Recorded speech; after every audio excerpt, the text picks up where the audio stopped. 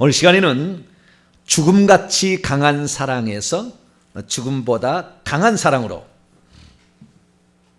라는 제목으로 함께 말씀의 은혜를 나누기로 합니다. 죽음같이 강한 사랑에서 죽음보다 강한 사랑으로, 사랑에 관한 것인데요, 사랑의 엄청난 그 위력을 표현해 주는 말이라고 하겠습니다. 그래서 오늘은 아가서에 나와 있는 사랑이 무엇인가, 그 사랑이 무엇인가, 이 부분을 살펴보는 시간을 갖도록 하겠습니다. 아가서는 처음부터 끝까지 누가 얘기했다고 말해주지 않고 있는 되게 어려운 이런 책입니다. 그래서 이 8장 6절 7절 말씀은 지금도 두 개로 이렇게 주석이 나뉘었어요. 하나는 신부의 요청, 신부가 신랑에게 요청한다, 이렇게 해달라, 이렇게 해달라는 요청이라고 이렇게 해석하는 데도 있고, 거꾸로 신랑이 신부에게 명령하는 거죠. 너는 이렇게 해라 라고 명령하는 것인데, 좌우지간 이 부분을 두 개 부분으로 또 나누어요. 어떻게 나누냐면은, 너는 나를 도장같이 마음에 품고 도장같이 팔에 두라, 무슨 명령이나 요청의 말이 처음에 나오고, 그 다음에 사랑의 정의가 나오는 거잖아요. 사랑은 뭐처럼 강하고 뭐처럼 잔인하고 뭐하니 사랑은 이렇게 할 수 없다. 사랑에 대한 정의가 나오기 때문에 이 너는 나를 도장같이 마음에 품고 도장같이 팔에 두라 라는 것과 그 다음에 사랑의 정의로 이게 나누는 데도 있어요. 또 아시겠죠? 한 사람이 얘기하는 게 아니고 사랑은 이렇다라고 또 이렇게 누가 또 정의하는, 예루살렘 딸들이 정의할 수도 있고요. 좌우지간 누군가가 사랑이 뭐다라는 것을 정의하는 것으로 이렇게 나가기도 합니다. 그래서 도무지 여기가 누구인지 알 수가 없는 그러한 그 말인데요, 누굴까를 좀 더 찾아보고, 그래서 신부의 요청인가 신랑의 명령인가, 아니면 이 본문은 앞에 명령문과 뒤에 서술문이 같은 사람이 얘기했나 다른 사람이 얘기했나, 이것도 한번 보시고, 그 다음에 세 번째 우리가 또 생각을 하고 들어가야 될 게 6절에 그 사랑을 정의하는 부분에 있어서 그것의 기세가 여호와의 불과 같다. 자, 제가 처음에 첫 시간에 아가서 노래 중에 노래 대체 무슨 책인가라는 그 설교 제목으로 주일날 예배했거든요. 그때 이 아가서는 신앙에 관련된 용어가 하나도 안 나온다고 그랬거든요. 신앙에 관련된 하나님, 여호와, 무슨 그 다음에 기도, 금식, 경건, 율법, 그 다음에 순종, 율법에 순종하라, 이런 말이 안 나온다 그 말이에요. 그렇게 제가 얘기했더니, 그랬더니 당장 그날 밤에 조경미 사모님이 나한테 얘기를 하는 거예요. 목사님, 여호와가 나오던데 어디가? 여호와란 말이 나오던데, 나한테 그러는 거예요. 그럴 리가 없다고. 그랬더니 아니 나오던데, 막 그래. 보니까 8장 6절에 여호와의 불이 나와요. 안 그래요? 그죠? 그러면 목사님이 처음 시간에 이 아가서는 신앙에 관련된 말이 하나도 안 나온다. 그게 기도인지 금식인지 아무것도 안 나온다, 이게 좌우지간. 아무것도 안 나온다. 어디 예수님 자랑하는 게 있고 하나님 자랑하는 게 있어요. 여호와의 말씀 순종하는 말이 있고 없잖아요. 그 말 없어요, 여기. 율법도 안 나오고 하나님, 여호와, 그다음 여호와는 좀 이따 얘기를 하고요. 이것은 그래서 여호와도 이 여호와라는 말이 실제 본문에 있느냐 없느냐에 따라서 두 개로 또 갈려요. 두 개로 갈려요. 그래가지고 이 부분도 좀 보고, 그래서 오늘 우리가 그 아가서의 난해한 성경 구절입니다. 난해한 성경 구절이고, 그 다음에 이 사랑의 정의가 구약의 정의와 신약의 정의가 상당히 달라요. 상당히 다릅니다. 그래서 우리가 예수 그리스도께서 우리를 사랑한다는 것의 의미가 무언가, 그것을 사도 바울이 얘기한 것과 또한 우리가 그 사랑을 어떻게 펼쳐가야 될 것인가, 이 부분까지. 그래서 이 사랑이 죽음과 비교가 되고 있는데, 죽음처럼 강한 거냐 아니면 죽음보다도 강한 거냐, 이 부분이 구약과 신약의 정의가 약간 좀 다릅니다.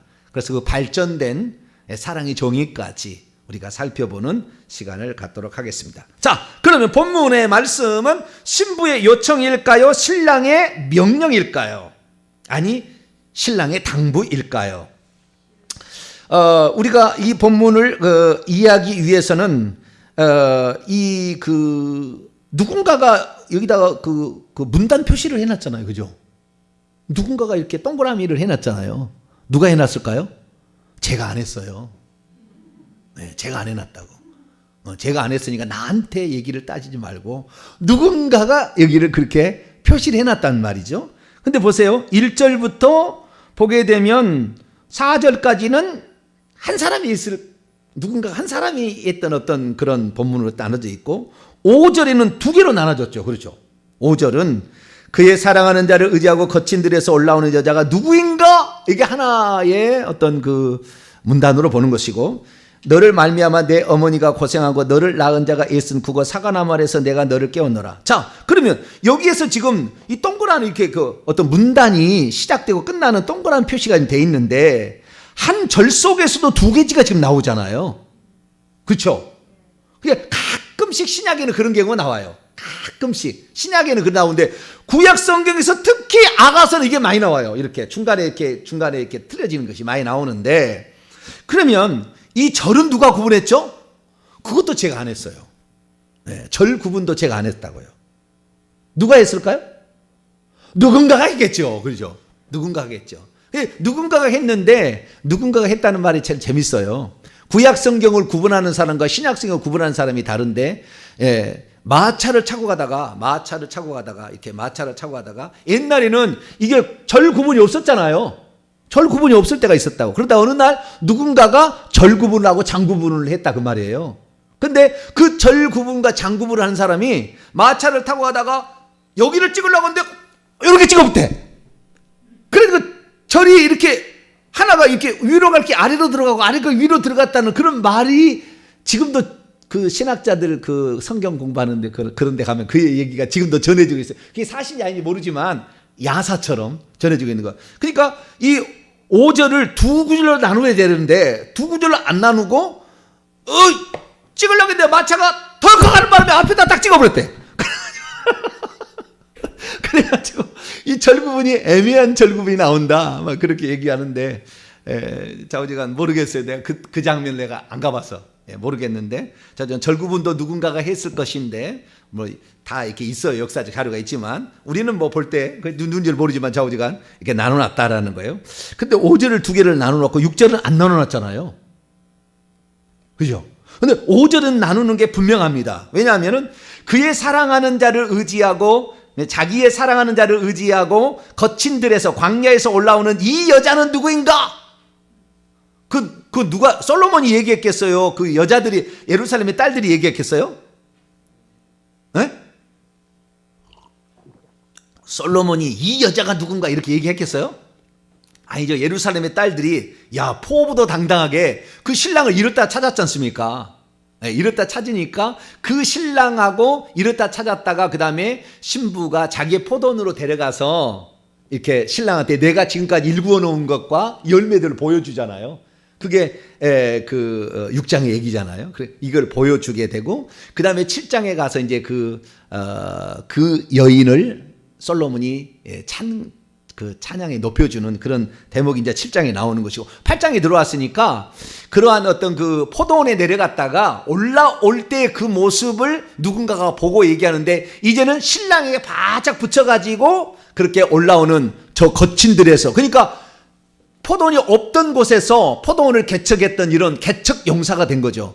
여러분들 다 신앙의 개척 용사가 되길 축원합니다. 여러분들이 또 다른 신부를 낳을 수 있는 개척하는 용사들이 돼야 되는 거죠. 그래서 포부도 당당하게 올라오는 그 여자를 보고 누군가가 감탄하고 있는 장면이니까 예루살렘의 딸들일 거라고 보는 것이 가장 맞고요. 근데 예루살렘 딸들이 아니라 솔로몬이 했다고 얘기하는 데도 있지만 예루살렘 딸들이 한 얘기 같고 그 다음에 너로 말미암아 시점이 다르잖아요.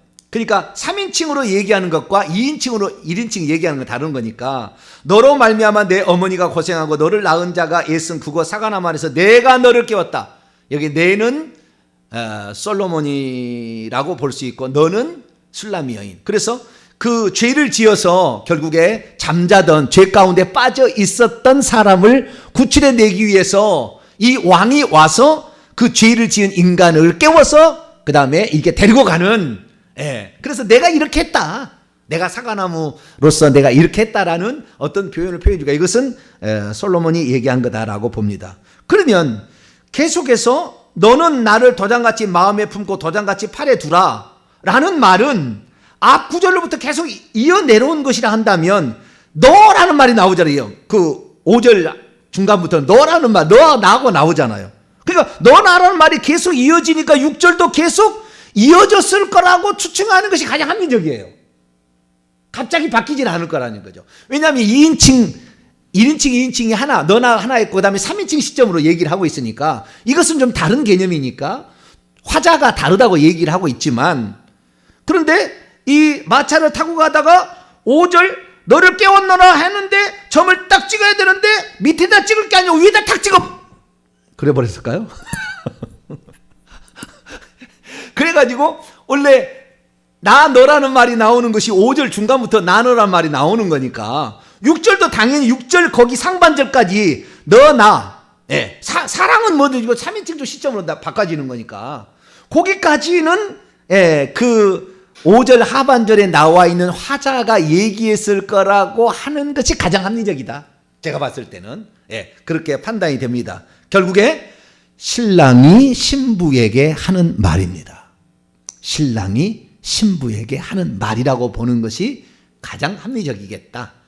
그렇게 생각이 듭니다. 뭐 절대적으로 안 맞아도 상관은 없어요.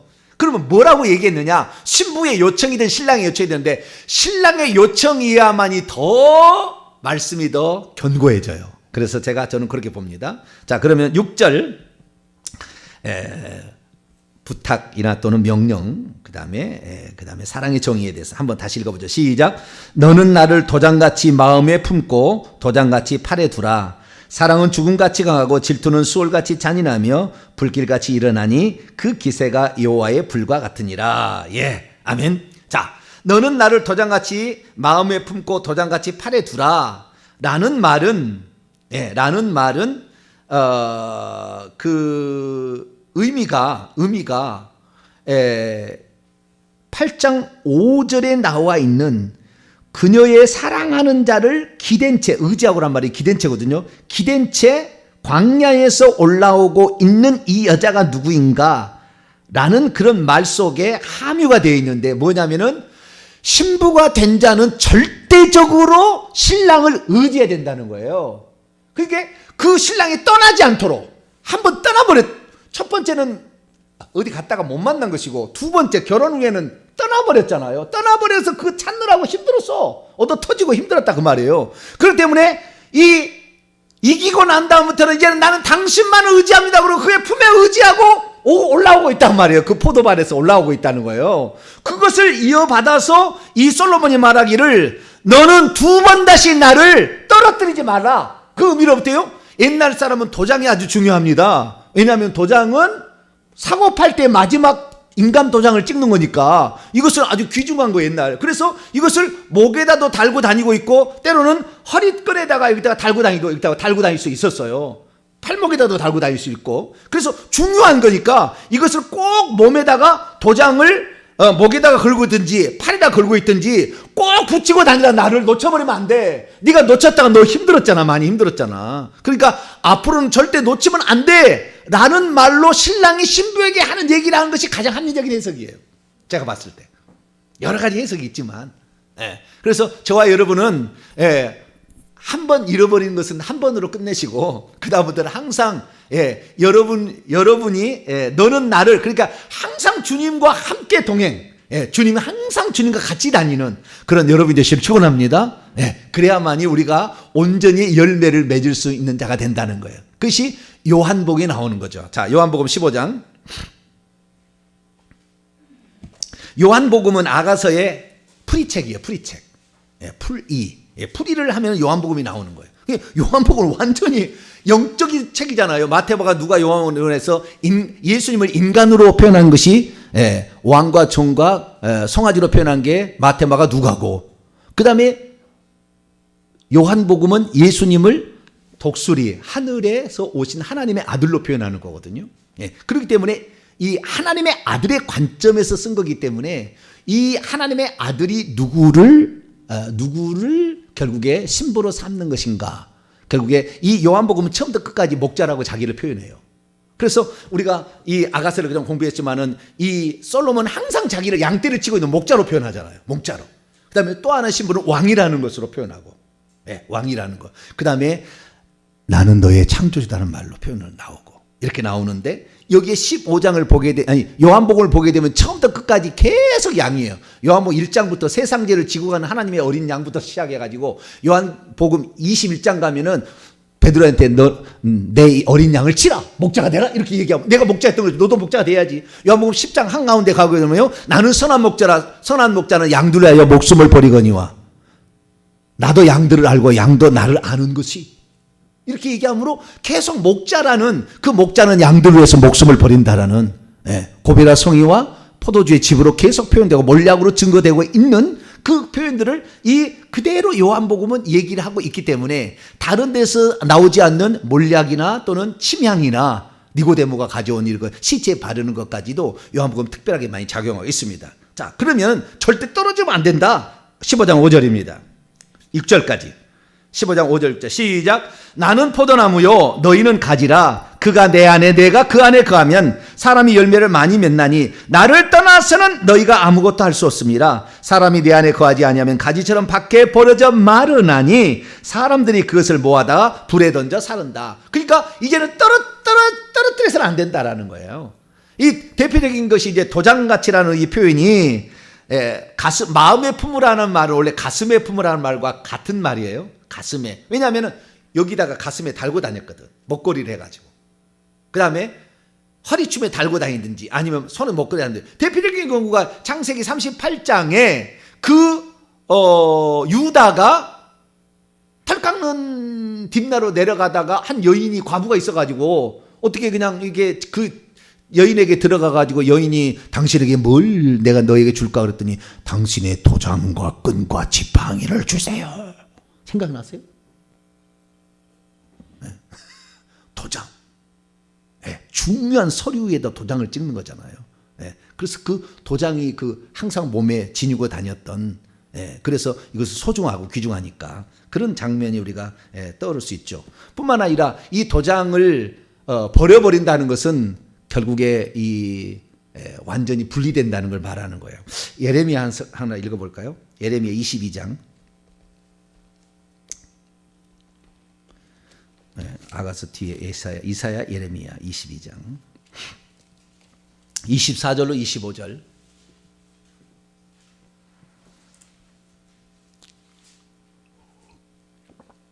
읽습니다. 시작.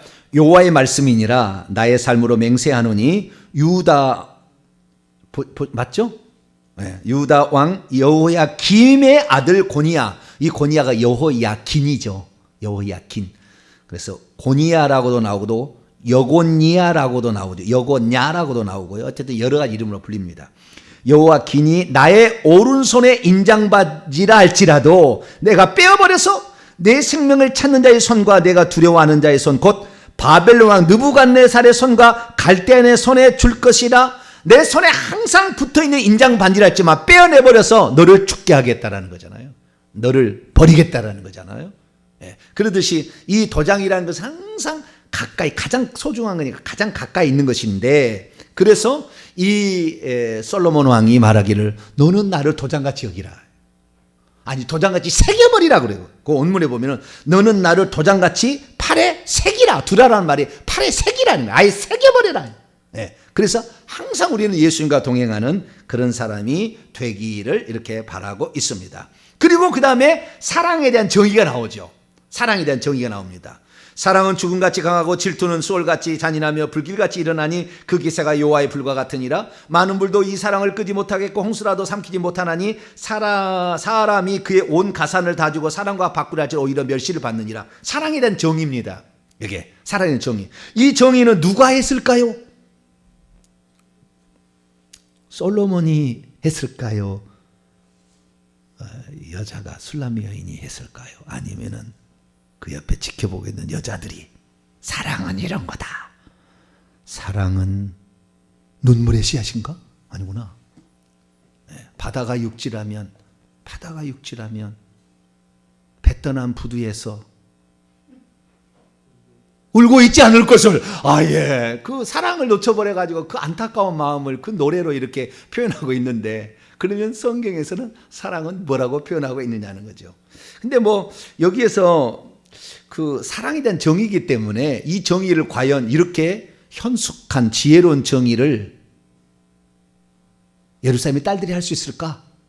어려울 것 같고, 그 다음에 이 술람이 여인은 성장하는 과정 속에 있기 때문에 이 여자가 이제 어느 정도 완숙한 경지에 도달했기 때문에 이렇게 말할 수 있다고도 할 수 있겠지만, 주님께서 사랑이 무엇인지를 가르쳐 주기 위해서, 하나님의 사랑이 무엇인지를 가르쳐 주기 위해서 아가서를 기록하겠다면 아무래도 하나님의 지혜를 받은 솔로몬이 썼을 가능성이 매우 높다. 그렇게 보여집니다. 그래서 사랑에 대한 정의가 있는데요. 이 사랑은 크게 세 가지 부분으로 나눠져 있습니다.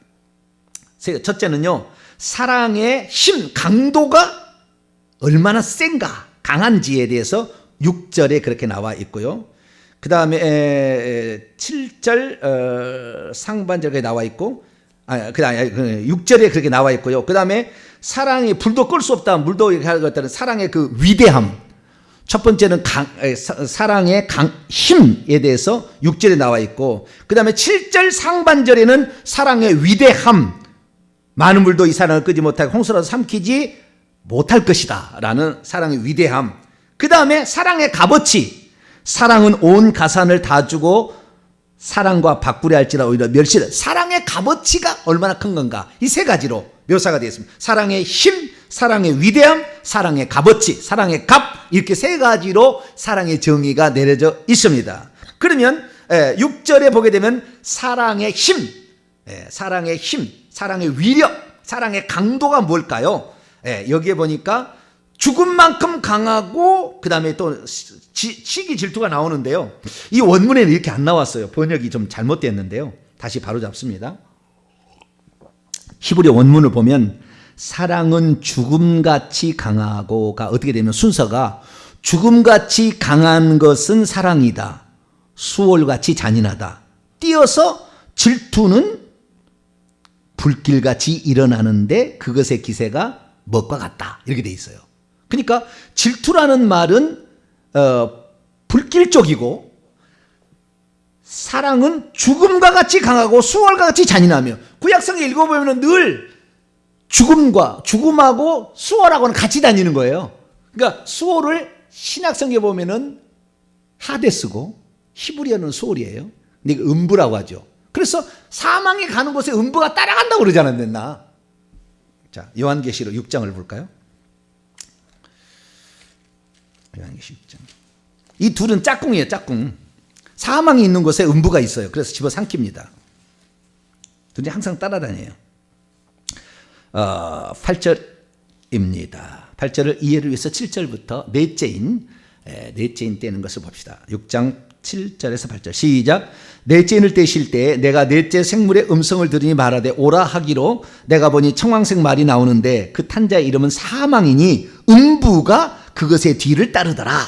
그들이 땅 4분의 1 권세를 얻어 검과 흉년과 사망과 땅의 짐승들로서 죽이다. 그들은 사망과 음부겠죠. 그들이 땅 4분의 1 권세로서 칼과 기근과 그 다음에 사망과 땅의 짐승, 이 사망은 전염병입니다. 칼과 기근과 전염병과 땅의 짐승, 용, 짐승, 거짓 선자 이런 거잖아요. 이런 거. 이런 것들로 사람을 죽이는다라고 얘기하는데, 사망과 음부는 꼭 짝꿍으로 같이 다닌다는 거예요. 사망과 음부를. 그런데 예수님께서 사망을 당해서 음부로 들어갔잖아요. 죽었잖아요. 십자가에 죽었잖아요. 그러다가 음부로 들어가잖아요. 그래서 음부로 들어갔다가 다시 나오는데, 사망의 권세를 가둬두는 장소가 음부예요. 사망의 권세로서 사람을 가둬두는 장소가 음부인데, 예수님이 3일 만에 그 음부를 깨치고 나오는 거잖아요. 그러니까 우리는 부활절마다 사망 권세를 깨뜨렸다 맨날 이렇게 얘기하거든요. 음부에서 나왔다는 얘기는 잘 안 해. 왜냐하면 예수님이 지옥에 갔겠냐 이렇게 얘기를 하는데 아니요, 지옥 갔어요. 지옥에 갔다고요. 그 지옥에 갔다는 것이 비유로 예수님께서 내가 한 가지 표적만 보였는데 요나의 표적이다. 요나가 죽어서 밤낮 사흘을 땅 속에 있는 거. 땅 속 음부를 가리키는 거잖아요. 땅 속에서 고라일 땅을 삼켰잖아요. 그래서 음부에 있었던 것 같이, 그리고 내가 3일 만에 다시 살아난 3일 3야에 있었던 것처럼 그 비유로 나오는 것이고, 시편에도 나오고 사도행전 2장에도 베드로 설교에 가서 그 음부가 사망이 그를 가둬둘 수 없었다 이렇게 얘기를 나오거든요. 그러니까 결국에 사망과 음부는 같은 짝인데 이것이 이 세상에 이것을 당해낼 데가 없어요. 이 땅의 모든 것은 이것이 다 삼킵니다. 이것보다 더 센 것은 없어. 모든 것은 이 사망에 삼켜서 음부로 집어넣어 버리는 거예요. 그러니까 이 세상에 가장 강력하다라고 얘기하면 어느 누구도 죽지 않은 사람이 없거든. 아담과 하와가 타락해 가서 죄를 지어가지고 정령 죽으리라는 하나님의 선고를 피해갈 사람이 없어요. 그런데 사망을 알고 보면 사망도 천사예요, 천사. 사망도 천사고요. 음부도 다 천사를 지칭하는 어떤 사망은 천사고요. 천사의 계급의 하나입니다. 천사의 계급의 하나고, 음부는 그 사망이 가두어지는 장소를 음부라고 얘기해요. 그래서 사망도 일종의 천사입니다. 자, 고린도전서 15장.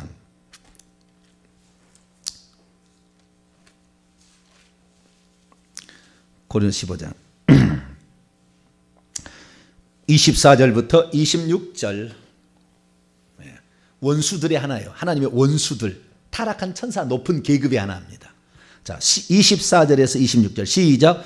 그 후에는 마지막이니 그가 모든 통치와 모든 권세와 능력을 멸하시고 나라 왕국을 아버지 하나님께 바칠 때라. 그가 모든 원수들을 그의 발 아래 둘 때까지 반드시 왕노하시리니 맨 나중에 멸망받을 원수는 사망이에요. 그러니까 하나님의 원수가 이 악한 영들이 있는데, 통치 아르케, 그 다음에 권세 엑소시아, 그 다음에 디나미스 능력, 그 다음에 사망 사나토스인가요?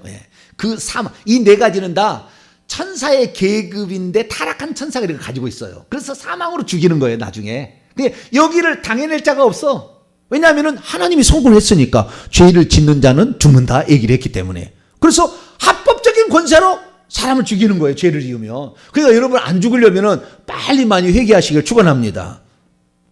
대답이 없으시네. 일찍 돌아가고 싶어요? 네. 저는 120살이 살려고 날마다 회개하고 있어요. 죄를 지을 때마다. 120살까지 살아야 되니까. 네. 우리 아들이 90살까지 살려면 힘들겠지만 저는 120까지 살아야 되니까. 네. 회개를 많이 하셔야 돼. 회개하면은 죄의 싹은 사망이라고. 로마서 6장 23절에. 그러니까 죄가 없으면 사망이 역사할 수 있는 힘이 없어. 이 땅에 가장 강력한 것, 사망은 모든 것을 삼키는 거예요. 모든 것을 끝내버린다고요. 사망 앞에 복종하지 않을 자가 어디 있습니까? 모든 인간은 다 사망 앞에서 굴복하는 겁니다. 이것을 히브리서 기자가 히브리서 2장에 써놨어요. 자, 히브리서 2장. 여러분, 안 죽으려면 뭐 해야 된다고요? 빨리 죄를 회개하는 길밖에 없어요. 회개 안 하면 언제 죽을지 몰라. 그러니까 빨리빨리 회개하셔야 돼. 그래야 저처럼 120살을 살 수 있도록. 제가 여러분의 다 눈을 감겨드릴 테니까 아무 걱정하지 마세요. 돌아가실 때 되면 저를 부르세요. 제가 다 눈을 감겨드릴 테니까. 저는 120살까지 살 거니까 저보다 나이를 어려도 저한테 부탁을 잘 하셔야 돼. 자, 2장 14절 15절. 히브리서 2장 14절 15절 읽습니다. 시작. 자녀들은 혈과 육에 속하였음에 그도 또한 같은 모양으로 혈과 육을 함께 지니심은 죽음을 통하여 죽음의 세력을 잡은 자 마귀를 멸하시며 또 죽기를 무서함으로 한평생 매여 종노를 하는 자들을 놓아주려 하십니다. 그러니까 사망에 전부 매여 있는데 안 죽으려고 먹는 거 아니에요, 여러분? 안 죽으려고 병원 가는 거 아니에요? 병 걸리면 어떡하실래요? 할렐루야, 죽음이 나를 찾아왔구나. 그리고 죽으실래요? 네? 병원에 가셔야 될 거 아니에요, 병원에. 네? 그냥 굶어서 금식으로 돌아가실래요? 그럴 수는 없잖아요. 살아야 되니까 먹는 것도 그렇고 병원에 가는 거 다 이거 살려고 하는 건데, 이 사망에 매여 있는 자의 진짜 놓아줌은 사망의 세력을 잡은 그 마귀, 그 밑에 있는 부하들, 그런 것들이 우리를 지배하는 건데, 그것은 죄로 우리를 지배하는 거예요. 그러니까 여러분들이 사망으로부터 벗어나려면 죄를 빨리 회개해야 될 줄로 믿습니다. 그래서 그 여인이 두 번째에 신랑을 잃어버렸을 때, 술람 여인이 결국에 내가 남편 때문에 병이 났다, 내가 너무 잘못했다, 이것 때문에 나는 주님 없이는 못 사는데 어떻게 내가 됐다, 이렇게 해결했다는 거 아니에요? 그래서 그 회개하기 전까지는 예루살렘의 순찰자들과 파수꾼들에게 농락을 당하는데, 그걸로 말미암아 그 다음에 해가 없어요. 그러니까 회개를 많이 하시게 되면 우리가 사망과 음부의 세력에서 노임을 받습니다. 아니, 영영. 할렐루야. 그 영영 노임을 받을 수 있다는 첫 번째 예표가 예수 그리스도의 부활이에요. 예수 그리스도만이 영원히 다시 사는 삶을 살았어요. 구약에도 엘리야나 엘리사가 죽었다 사람을 살리잖아요. 죽었던 사람을, 구약의 두 선지자. 신약에도 베드로와 바울이 사람을 살리잖아요. 두 사도가. 그런데 그건 다시 죽는 죽음이었잖아요. 다시 살리는. 그러니까 완전히 다시 사는 영생은 예수 그리스도로 말미암은데, 사랑이라는 것은 이 세상에 가장 강력한 힘을 가진 사망보다 강하고, 아니 사망과 같이 강하고, 여기 구약 시대니까 사망처럼 더 이상 끝나는 거 없으니, 뛰어난 거 강한 거 없으니까 사망처럼 강하고, 그 다음에 뭐요? 음부같이 잔혹하다.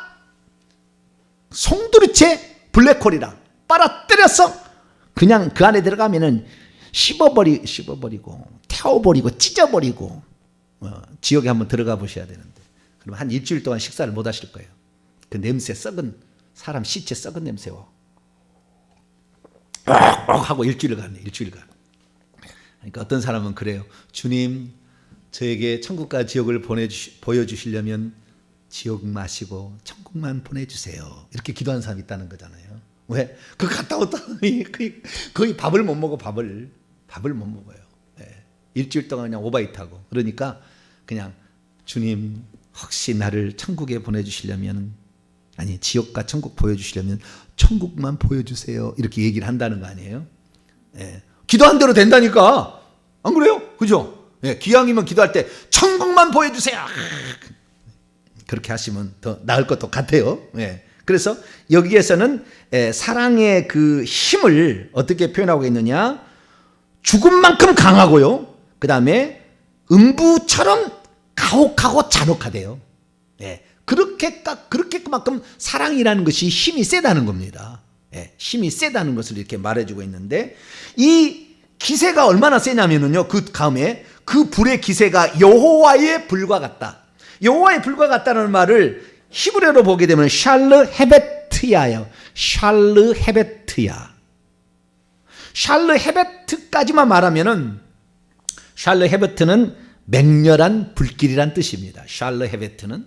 근데 야흐가 붙어서 뒤에가 샬르 헤베트 야흐라고 붙었다고요. 우리가 히스기 야흐입니다. 원래 엘리 야흐 하듯이. 그 야흐라는 말은 여호와의 축약형입니다. 구약에 많이 나와요. 그런데 야흐라는 말이 여호와의 축약형만 나오는 게 아니고, 그 단어의 최상급을 표현하는 용어로도 야흐가 붙어요. 그러니까 이것이 두 가지가 쓰임새가 있는 거예요. 우리 개역성경은 그래서 그 야흐를 여호와로 표현해서 여호와의 불, 맹렬한 불길이라 얘기를 우리는 그렇게 번역을 했지만, 킹제임스 버전, 원문을 직역했다는 킹제임스 버전, 이건 소문자 사본이지만 구약은 소문자가 아니에요. 그러니까 구약은 킹제임스 버전이 상당히 좋은 번역인데, 번역이 엉터리가 많더라고, 내가 보니까. 제가 킹제임스 버전을 가지고 있는데, 책도 사고 이렇게 제가 가지고 다니고 있는데, 엉터리 번역이 많아요. 왜? 본문의 의미를 정확히 모르면 번역을 잘못하게 돼 있어요. 의미를 모르니까. 그런데 좌우장 킹제임스 버전 쪽에서 나오는 모든 것들은 이 불길을 맹렬한 불길이라고, 가장 맹렬한 불길이라고 이렇게 최상급으로 번역을 해놓았다. 그런데 우리 개역성경은 야흐를 여호와의 축약형으로 생각을 해서 번역을 했기 때문에 여호와의 불이라고 나오는데, 여호와의 불이라는 건 잘못된 번역이라고 봅니다, 저는. 왜냐하면 아가서는 처음부터 끝까지 절대 하나님 얘기 안 하기 때문에, 이건 다 숨겨놨기 때문에 절대 모르게 해놨다 그 말이에요. 꼭 비유하고 똑같은 거예요. 아는 사람은 더 받아서 더 넉넉하게 되지만 없는 사람은 절대 깨닫지 못하게 해버렸어요.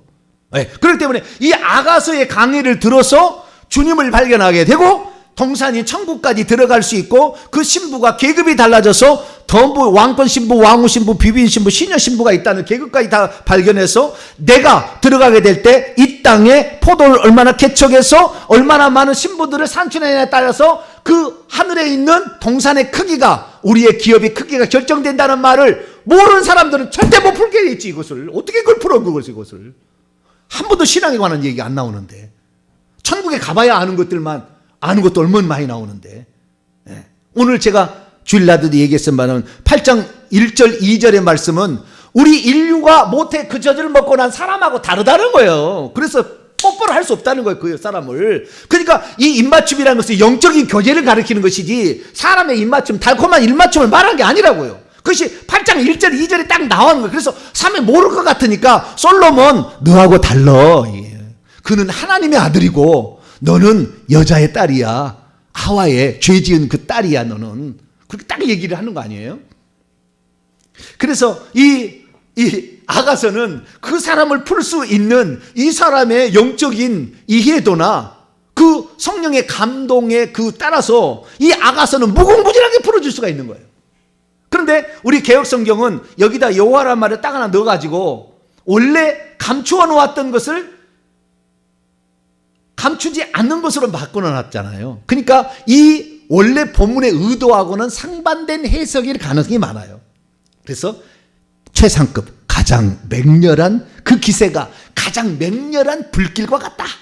예, 이렇게 번역하는 것이 훨씬 더 낫지 않겠나. 물론 여호와의 불일 수도 있어요. 만에 하나.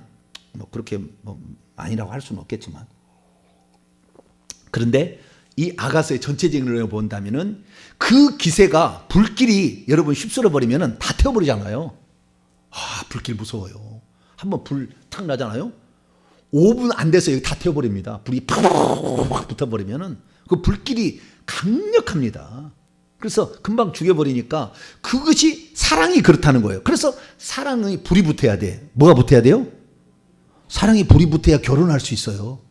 사랑이 불이 붙었다가 찬물이 끼얹어가지고 제정신이 들면은 이 남자 과연 내가 평생 내가 이 남자하고 살아야 될까? 다른 더 좋은 남자가 보여? 결혼하려고 보면은 안 보이던가 여러분은? 응? 여자를 보도록 남자를 보고 그렇게 하는 거예요.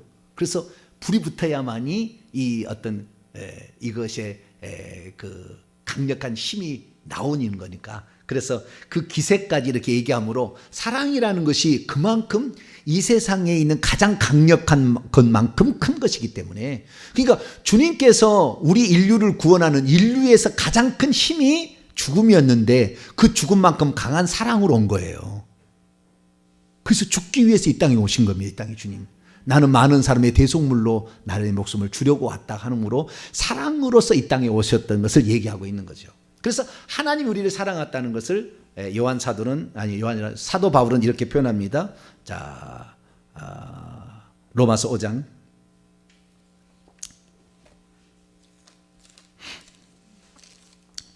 로마서 5장.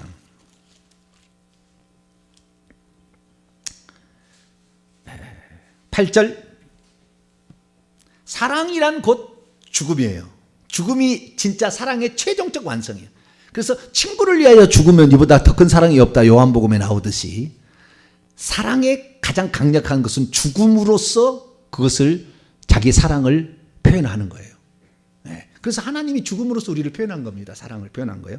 자, 5장 8절 읽습니다. 시작. 우리가 아직 죄인 되었을 때에 그리스도께서 우리를 위하여 죽으심으로 하나님께서 우리에 대한 자기의 사랑을 확증하셨다. 이게 사랑은 뭐냐? 당신을 위해서 죽겠다. 이게 사랑이라는 거예요. 둘이 연애를 하다가 해변을 가지고 있었는데 깡패가 만났어요. 그래가지고 깡패가 뭐라고 그래요? 그러면은 남자가 에이그 무서워 도망치면 될까요? 안 될까요? 에?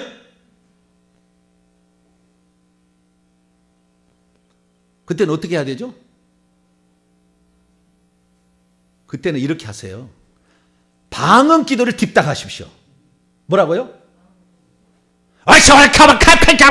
그러면 아이고 미쳤구나 그러고 가버려요. 그때 뭐 내가 힘으로 이걸 제압을 해가지고 어떻게 해야 돼? 딘통 얻어 터져서 뼈 하나 부러져 그냥. 근데 그냥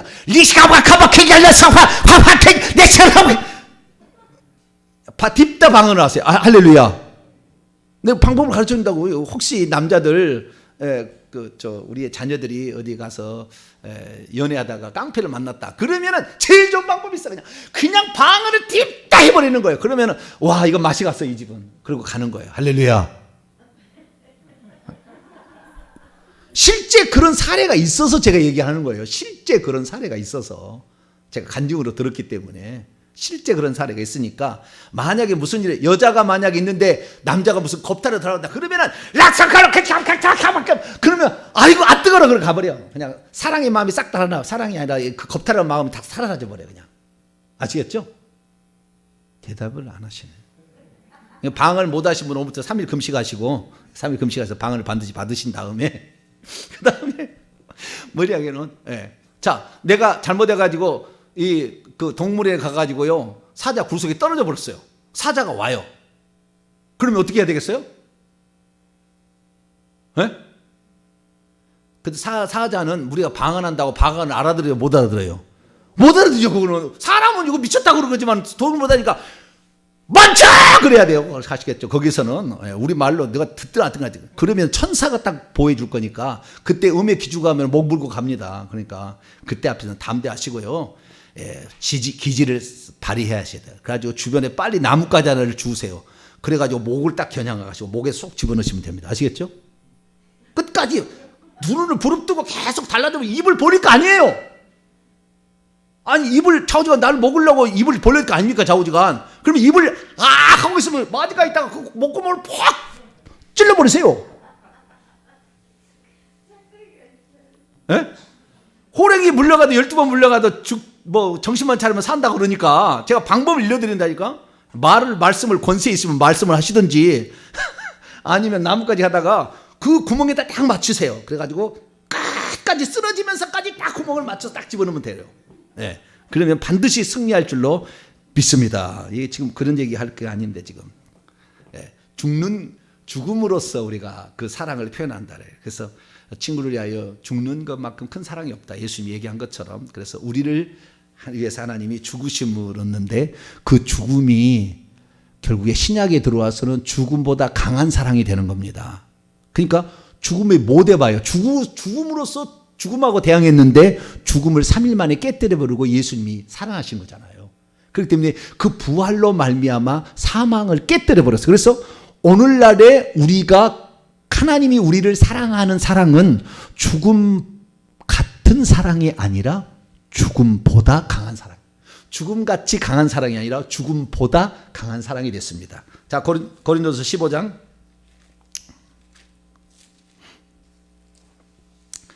55절 57절까지. 고린도서 15장 55절에서 57절까지. 55절에서 57절 57절까지 시작. 사망아 너의 승리가 어디 있느냐? 사망아 내가 쏘는 것이 어디 있느냐? 사망에 쏘는 것은 죄요 죄의 권능은 율법이라. 우리 주 예수 그리스도로 말미암아 우리에게 승리를 주신 하나님께 감사합니다. 예수 그리스도만이 사망을 정복하기 때문에 승리할 수 있어요. 그래서 우리는 지금 우리가 받는 사랑은 구약 시대는 죽음같이 강한 사랑이었으나 지금은 죽음보다 더 강한 사랑을 우리가 받고 있다. 할렐루야. 어떤 것들이 건드릴 수 없다. 지금은. 그래서 예수 그리스도만을 신부가 계속 10가지를 찬양했듯이 그 아름다움을 찬양했듯이 그리스도만을 붙잡고 높이게 되면 우리는 반드시 이길 수가 있다. 할렐루야. 그렇게 우리가 말할 수 있습니다. 다시 들어와서 이제 7절로 들어갑니다. 7절은 사랑의 위대함이 상반절에 나와 있고 하반절에는 사랑의 값어치가 나와 있는데요. 사랑의 위대함, 그것은 첫째는 많은 물로도 이 사랑을 끌 수가 없대요. 불같이 이렇게 불길처럼 일어나는데 많은 물 가지고 이것을 불을 끌려고 해도 꺼질 수가 없대요. 그 정도 돼야 결혼하지 않겠어요, 그죠? 천국에 우리가 들어가서 예수님 신랑으로 맞이하려면은 끌 수가 없는, 많은 물로도 끌 수 없는 그 정도로 절대 끌 수 없는 그런 상태가 되지 않겠어요. 두 번째는 홍수라도 그를 집어삼킬 수가 없다. 예, 홍수가 온다 할지라도 그를 소멸할 수 없다. 그러니까 우리가요, 결국에 이런 것들, 세상의 어떤 유혹이나 핍박이나 지는 것은 목숨을 내버리면 이길 수 있어요. 죽음을 각오하고 던져버리세요. 그러면 이길 수 있다고. 살려고 하니까 문제가 되는 거지. 살려고 하면 죽을 것이요, 죽으려면 산다 그러듯이 아예 목숨을 내버려야 돼요. 어차피 죽을 거 아닙니까? 우리가 언젠가 죽을 건데 주님을 위해서 죽을 수 있는 기회가 왔는데 얼마나 감사해요. 죽여다오지 뭐 죽여다오. 네. 힘들잖아요, 하루 살기. 여러분 좋아요? 저는 빨리 죽었으면 그건 아닌데 자우지가 빨리 전에 갔으면 좋겠어요. 저는 지금 가면 좋겠어요 그냥. 그런데 내 마음대로 죽을 수는 없잖아요. 그렇기 때문에 우리는 주님이 이 땅에 이스라엘까지 살아야 되는데, 그러니까 죽을 수 있는 기회가 좀 빨리 목숨을 던져버려야지. 그냥 주님을 해서 그냥 뭐 15분 안 걸려요. 15분 썬닥에서 15분 걸리겠어요? 15분 안 걸리니까 그때만 참으면은 주님 나라 가게 되니까 너무 감사하죠. 그래서 이 사랑, 주님 사랑이 모든 고통도 이겨내고, 여러분이 나중에 진짜 목숨을 딱 내놓아버리잖아요. 그러면 나에게 칼을 여기다 댈 때요, 고통 없습니다. 나중에 해보세요. 경험해보세요. 주님이 그 고통을 가져가요. 두려움의 영이 임해서 우리를 두렵게 해서 문제인 거지. 그 순간에 담대해져서 주님을 위해서 내 사랑을 바치리다. 딱 마음에 결단하고 목숨을 딱 내놔버리면 고통이 안 와요. 사랑이 그 정도 강한 것입니다. 그래서 여러분이 주님을 많이 사랑하시면 세상의 어떤 환난, 풍파, 마귀의 유혹이나 핍박과 이것들도 아무것도 아닌 것을 믿으시기를 바랍니다. 그 다음에 마지막 사랑의 값어치 7장 7절 B절을 후예를 보게 되면, 사람이 자신의 모든 재화를 다 주고 사랑을 얻으려 할지라도 오히려 정령 멸시를 받을 것이다. 그러니까 이 사랑이 얼마나 가치 있냐면 자기의 모든 것을 다 팔아서 다 주고 판다 할지라도 그것을 살 수 없을 만큼 최상의 가치가 있다 그러는 거예요. 아시겠죠? 사랑이. 네, 사랑이 그 가치가 있는 거죠. 그래서 천국의 비유도 그런 게 나오지 않습니까? 자, 마태복음 13장 다 왔습니다. 제가 이 사랑에 대해서 여성적 감정으로 잘 표현할 수 있다면 얘기를 하면 좋은데, 제가 남성이기 때문에 잘 표현을 못해서 상당히 지식적으로 제가 풀어갑니다. 그러나 그걸 통해서 사랑의 내면적인 그 힘들을 여러분들이 누리시기를 바라고요. 자, 마태복음 13장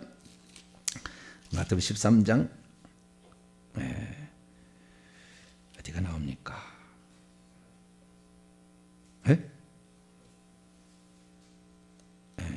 밭을 44절, 그죠? 44절 46절까지 두 개 비유가 나오죠. 밭에 감추인 보화와 그 다음에 진주, 값진 진주 하나. 44절에 한 번 비유 나오고 45, 46절에 두 번 비유 나옵니다. 세 구절 읽습니다. 시작. 천국은 마치 밭에 감추인 보화가 같으니 사람 이를 발견한 후 숨겨두고 기뻐하며 돌아가서 자기의 소유를 다 팔아 그 밭을 사느니라. 또 천국은 마치 좋은 진주를 구하는 장사와 같으니 극히 값진 진주 하나를 발견하며 가서 자기의 소유를 다 팔아 그 진주를 사. 여기에서 좀 천국 비유거든요. 천국은 이만큼 가치가 있다는 것인데, 구약에는 사랑이 그만큼 가치가 있다라고. 우리의 재산을 다 주고 얻으려고 한다 할지라도 그것은 멸시받는 일이다. 그건 안 된다는 거잖아요. 그래서 우리 집에 보화, 돈 주고 살 수 없는 어마어마한 가치가 있는 것이 사랑이다. 그러니까 내가 사랑을 가지고 있으면은 여러분은 수억 부자인 거예요. 할렐루야. 오늘 다 부자가 되셨죠? 사랑을 가지고 있으면 모든 재화보다도 더 부자다잖아요. 자, 우리나라의 가장 부자가 얼마나 가지고 있죠? 이재용이가 얼마나 갖고 있죠? 이조은이나 갖고 있나? 네, 그런데 이 세상의 모든 재화보다 더 큰 것이 사랑이다. 최상의 가치가 있다. 그러니까 우리가 그리스도를 사랑하고 있으면은 그들보다 훨씬 더 부자다. 할렐루야. 오늘 떼부자들이 꽉 찼네요. 할렐루야. 완전 떼부자네요. 완전 떼부자. 진짜 떼부자예요. 죽어도 없어지지 않는 떼부자. 이 땅에 떼보자는 죽을 때 다 없어지는 거예요. 없어지는 거예요. 쓸모없는 거예요. 다 쓸모없는 거예요. 근데 죽을 때까지 사랑은 천국까지 계속 이어지잖아요. 그래서 고린도 13장의 천국은 이 세상에 많은 것이 있지만 뭐 은사도 많이 있지만 사랑만 영원히 있다. 이렇게 얘기하므로 사랑은 가져갈 수가 있어요. 믿음도 필요 없어. 왜? 천국은 그냥 믿어지는 거니까. 필요 없지만 천국의 사랑을 가져가니까 이 사랑의 분량을 계속해서 많이 늘려가시길 바랍니다. 그것은 주님이 얼마나 우리를 사랑하시는가를 생각하면서 내가 주님께 이 사랑에 보응하며 살리라. 주님께서 나를 사랑하시는 그 보답으로 내가 그분을 사랑하며 살리라라는 마음을 가지시면 결국에 여러분들은 이 세상의 보화보다 더 큰 보화들을 가지고 있는 그런 사람이 될 줄로 믿습니다. 그래서 우리가 이 예수 그리스도께서 이 사랑을 정의해 줌으로 그 사랑으로서 이 땅에 죽으러 오셨어요. 사랑의 결정체예요. 그분이 사랑의 결정체로 이 땅에 오셔서 죽었는데 그 사랑은 죽음을 이겨버렸어요. 3일 만에. 그래서 오늘날에 우리가 예수 그리스도를 믿으면 영원히 사는 영생이 우리에게 주어집니다. 그러니까 저와 여러분은 주님을 위해서 죽는 것만큼 귀한 더 큰 사랑은 없어요. 그러니까 주님을 위해서 죽을 항상 준비를 하시고 위기가 찾아오면 할렐루야 참 감사하네. 우리 목사님 120세까지 사시고 나는 먼저 갑니다. 주여. 그리고 주님을 위해서 내 목숨을 바치리라 이렇게 가시게 된다고 한다면 그 사랑이 결국에 이 값어치가 천국에서 우리가 누릴 영광을 결정해 주고 보석을 만들어 줍니다. 보석을. 왜? 고난을 두려워하지 말라. 이 고난을 이긴 자는 생명의 면류관을 준다고 하니까 면류관, 보석의 크기를 결정해요. 그러니까 여러분들이 천국에서 큰 보석, 많은 보석, 빛나는 보석을 얻으려면 이 사랑을 많이 늘려가되 저는 그거예요. 난 다른 게 없더라고요. 그분이 나를 얼마나 사랑하셨는데 그분이 나를 얼마나 나는 그분을 사랑하는 나도 표현을 해야지. 나는 항상 그 마음이에요. 그분이 나를 사랑해서 나에서 목숨을 주셨는데 나도 그분을 사랑한다는 표현하고 사는 것이 당연한 것이지. 나는 항상 그 마음이에요. 그래서 어떤 어려움도 어떠한 역경도 나는 감사한 일이다. 왜? 그분이 나를 사랑해서 버린 생명의 값만큼은 내가 사랑하는 작은 거니까. 아주 작은 거니까. 그래도 이 작은 것이나마 하나님께 드리는 일이 내게 기회가 주어진다면 기꺼이 나를 내놓을 수 있는 자. 나는 그렇게 되고 싶다. 항상 저는 그런 마음을 가지고 살고 있습니다. 저와 여러분이나 이렇게 해서 죽음같이 강한 사랑이 구약의 사랑이라 한다면 죽음보다 강한 사랑을 예수님이 우리를 위해서 하셨으니 우리 또한 그분의 뒤를 따라가는 자로서 죽음보다 강한 사랑으로 세상을 이기시고 죄도 이기시고 두려움도 이기시고 우리 주님에서 여러분을 죽게 드림으로 천국에서 영광스러운 지위를 얻는 복된 성도가 되기를 간절히 바랍니다. 걸어가신 하나님 감사합니다. 사랑의 힘과 사랑의 위대함과 사랑의 값에 대해서 들었습니다.